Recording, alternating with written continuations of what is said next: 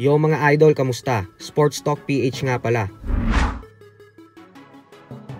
Ang plano ni Canelo, pag-usapan natin yan mga idol. Ngunit bago ang lahat ay huwag kakalimutang mag-subscribe at i-click ang notification bell button for more sports talk. So halos isang buwan na nga po ang nakakalipas magmula ng talunin ng YouTuber boxer na si Jake Paul via lopsided unanimous decision ang 58-year-old heavyweight legend Iron Mike Tyson sa kanilang naging bakbakan, kung saan madaming fans ang hindi natuwa dahil kapansin-pansin umano na hindi na kaya pang lumaban ni Tyson ang dahil sa matandang edad nito.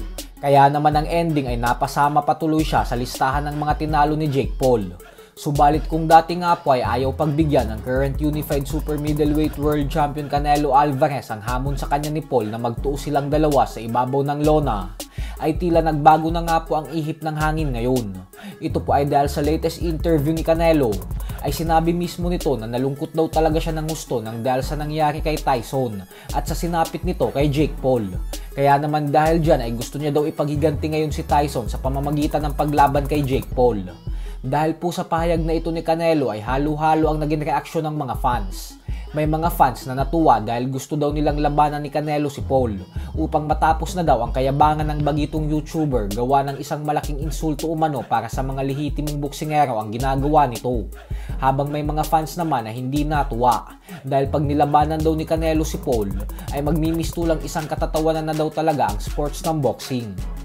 Sa kabilang banda naman mga idol ay tila nagkasundo naman nga po ang dalawang undefeated knockout artists na sila current WBA lightweight world champion Gervonta Tank Davis at current undisputed super bantamweight world champion Naoya Inoue. Para po kasi sa mga hindi nakakaalam ay may nagtanong kay Davis na isang reporter patungkol sa kung ano umano ang masasabi niya sa sinabi ni Inoue na wala naman daw espesyal sa abilidad ni Davis bilang isang boksingero at nalakas lang naman umano ng kamao ang meron kay Davis. Agad namang sumagot si Davis at sinabing hindi daw siya naniniwala na masasabi ni Inoue ang ganong klaseng bagay patungkol sa kanya at nasa palagay niya umano ay sineset up lang siya ng reporter upang makapagsabi siya ng masamang bagay kay Inoue at magkaroon ng issue sa pagitan ng dalawa.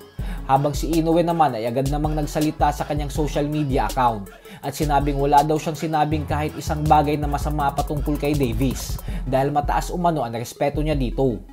Bagamat po kasi matagal nang gustong paglabanin ng mga fans si Inoue at Davis sa isang catchweight fight, ay napakataas po talaga ng respeto nila sa isa't isa. Ilang beses na din po kasing sinabi ni Davis sa mga nakalipas niyang interviews na sobrang hanga daw talaga siya kay Inoue dahil isang complete package fighter umano ito. Wala ka na daw hahanapin pa dito. Kaya naman kung magtuos man daw sila balang araw, ay panigurado umano na isang napakaganda at technical na laban ang mapapanood ng mga fans at hindi lang basta lakas ng suntok ang ipapamalas nila. So hanggang dito na lang po muna tayo mga idol.